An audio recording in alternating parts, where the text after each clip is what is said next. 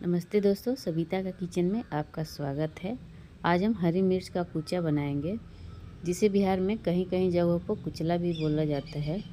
आज हम दो तरीके से बनाएंगे। एक तो स्टोर करके भी रखा जा सकता है, महीनों 2 महीना 6 महीना तक वो ख़राब नहीं होता है। और एक हम बनाएंगे जिसे तुरंत बनाएं और तुरंत खाने के लिए तैयार हो जाता है।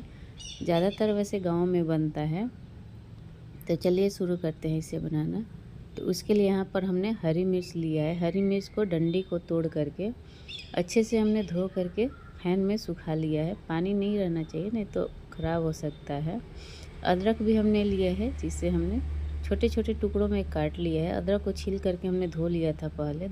काटने के बाद इसे धोना नहीं है, पहले ही सारे धो लेना है। लहसुन का भी हमने छील करके धो लिया है और अच्छे से सुखा लिया है। सबको हमने अच्छे से सुखा लिया है। अब लहसुन को इस तरीके से हम छोटे छोटे टुकड़ों में काट देते हैं, या तो फिर आप चॉपिंग बोर्ड पे भी काट सकते हैं। तो चॉपिंग बोर्ड पर थोड़ा टाइम लगता है, तो इसी तरीके से हम हाथे से छोटे छोटे टुकड़ों में काट लेंगे। लहसुन और अदरक अपने हिसाब से कम ज़्यादा भी कर सकते हैं। हरी मिर्च की मात्रा ज़्यादा रहती है। अगर आपको वज़न में करना हो, ज़्यादा क्वांटिटी में आप बनाना चाहते हैं, तो आप आधी किलो हरी मिर्च लेते हैं तो 250 ग्राम लहसुन और 250 ग्राम अदरक भी ले सकते हैं। मैंने अंदाज से ही लिया है। तो हरी मिर्च को काट लेते हैं। लहसुन और अदरक हमने काट लिया है। इस तरीके से छोटे छोटे टुकड़ों में काटेंगे। अभी हम पहले तरीके से हरी मिर्च का कुचा बनाना बता रहे हैं। दूसरा तरीका अभी बाकी है, तो उसके लिए आप वीडियो को पूरा वॉच करिएगा। अभी जो हरी मिर्च का मैं कुचा बनाने जा रही हूँ, इसे आप 1 साल तक का भी स्टोर करके रख सकते हैं, 1 से 2 साल तक। और दूसरा हम जो बताएंगे वो आप 1 सप्ताह तक स्टोर करके रख सकते हैं, मतलब वो ज़्यादा दिन तक खाने वाला नहीं है। तो हरी मिर्च, अदरक और लहसुन को हमने काट लिया है। अब इसे हम चॉप कर लेते हैं। तो उसके लिए यहाँ पर हमने चॉपर लिया है और उसमें हम लहसुन को डाल देते हैं, कटे हुए लहसुन को। इसे आप ग्राइंडर में भी पीस सकते हैं, लेकिन उसे आपको दरदरा पीसना पड़ेगा, ज़्यादा चटनी की तरह नहीं बनाना पड़ेगा, नहीं तो जो कूचा है वो अच्छा नहीं बन पाता है। तो कूचा जो है दरदरा ही रहता है। तो लहसुन को डालने के बाद इसे हम इस तरीके के कुचा बनाइएगा तो रोटी, पराठे, दाल, चावल, पूड़ी के साथ भी खा सकते हैं। बहुत ही टेस्टी लगता है। सब्जी की ज़रूरत नहीं है इसके आगे, क्योंकि ये इतना टेस्टी लगता है कि इसके आगे सब्जी भी फेल है। इस कुचा को आप सफ़र में भी ले जा सकते हैं, क्योंकि ये ख़राब भी नहीं होता है। और कोई सा भी मौसम हो, चाहे गर्मी हो या चाहे ठंडी हो, ये बिल्कुल भी ख़राब नहीं होता है।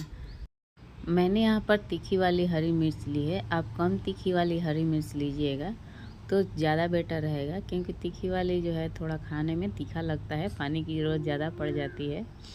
और कम तीखा वाला जो है वो सही रहता है, कि कोई भी खा सकता है कम तीखा वाला। सबको ज़्यादा तीखा पसंद नहीं आता है, खासकर बच्चों को।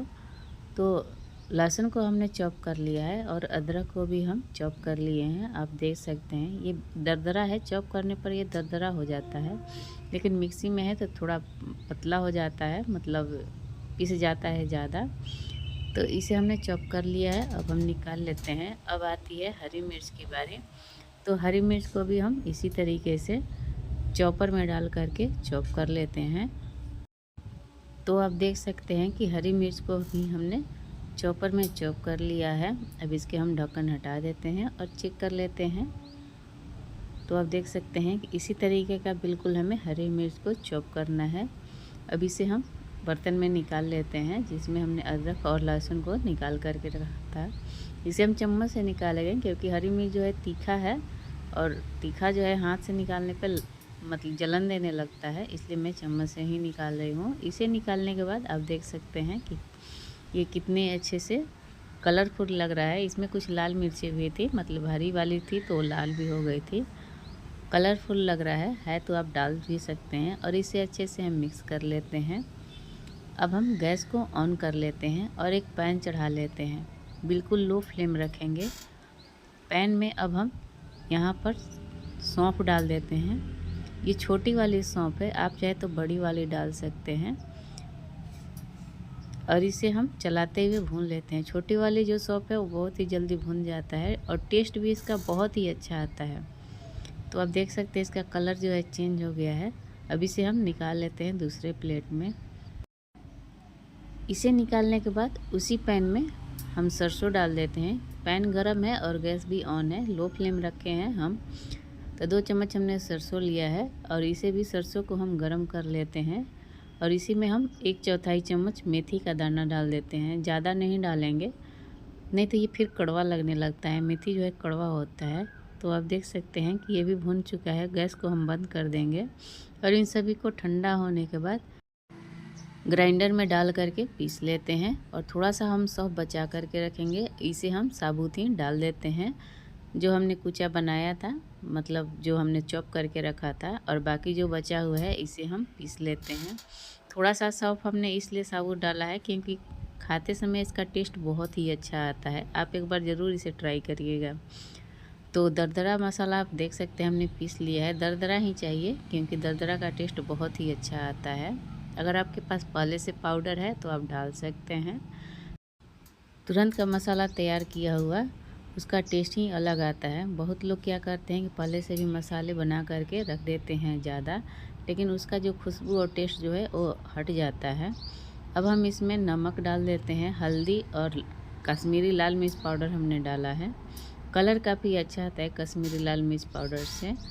ये तीखी वाली मिर्च है तो इसलिए हमने लाल मिर्च नहीं डाला है। और इन सभी को अच्छे से मिक्स कर लेते हैं।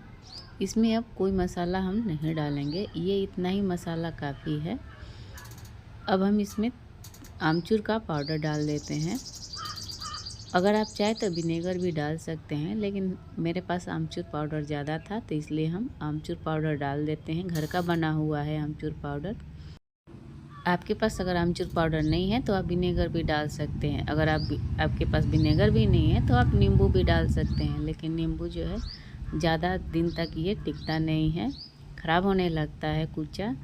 तो आप हो सके तो आमचूर पाउडर डालिए या फिर विनेगर डालिए। अगर आपको कम समय के लिए बनाना है तो नींबू भी डाल सकते हैं। यहाँ पर हम सरसों का तेल डाल देते हैं, कच्चा हमने डाला है। अगर आप इसे धूप में नहीं रखिएगा तो आप सरसों तेल को गरम करके उसे ठंडा करके तब डालें, लेकिन मैं यहाँ कच्चा सरसों का तेल डाल रही हूँ क्योंकि इसे हमें धूप में रखना है। धूप में रखने से ये ज़्यादा दिन तक टिकता है, मतलब 1-2 साल तो चलने जाएगा। इससे भी ज़्यादा आप क्वांटिटी बनाएंगे तो अच्छे से हमने इसे मिक्स कर लिया है। अब इसे हम धूप में दिखा करके तब हम इसमें जार में डालेंगे, क्योंकि धूप में दिखाना ज़रूरी है। नमक डालने के बाद थोड़ा सा ये पानी छोड़ता है, तो इसलिए हम धूप में दिखा करके तब डालेंगे। अब हम दूसरी विधि तैयार कर रहे हैं कुचा बनाने की, जो गांव देहातों में बनता है। तो हरी मिर्च लिया है हमने, अदरक लिया है और लहसुन लिया है। हरी मिर्च की ज़्यादा थोड़ा मात्रा लिया है क्योंकि हरी मिर्च की मात्रा ज़्यादा रहती है। तो इसे हमने अच्छे से धो लिया है। अब इस पर हम नमक डाल देते हैं। नमक के साथ ही इसे हमें कूटना है, अच्छे से ये कूटा जाता है। आप चाहे तो खलबट्टे में भी कूट सकते हैं। मेरे पास सिलबट्टा था तो मैं सिलबट्टा पर ही इसे अच्छे से कूट रही हूँ। नमक के साथ कूटने पे अच्छे से ये कूटा जाता है। तो इसी तरीके से हमें दरदरा कूटना है। आप देख सकते हैं कि अच्छे से ये कूटा भी गया है और दरदरा भी है। ज़्यादातर गांव देहातों में इसी तरीके से बनाया जाता है, क्योंकि इसको बनाने के लिए आधे मिनट भी नहीं लगते हैं, तुरंत तैयार हो जाता है। अगर आप चाहते हैं कि मुझे अभी ही खाना है तो इसे आप तैयार कर सकते हैं। तो इसे हमने कूट लिया है। अब एक कटोरी में हमने सरसों का तेल लिया है और उसी में डाल दिया है कूटे हुए कुचा को। आप ऊपर से भी डाल सकते हैं तेल को। अब इसमें हम आमचूर का पाउडर डाल रहे हैं। आमचूर के जगह आप नींबू भी डाल सकते हैं, या चाहे किसी भी चीज़ की अचार हो तो उसे भी हम डाल सकते हैं। और अच्छे से इसे हमने चलाते हुए मिक्स कर लिया है। फ्रेंड्स, हमने 2 तरीके का कुचा बनाया है। आपको कौन सा पसंद आया आप हमें कमेंट ज़रूर करिएगा। पसंद आया हो तो लाइक शेयर करना ना भूलिएगा। धन्यवाद।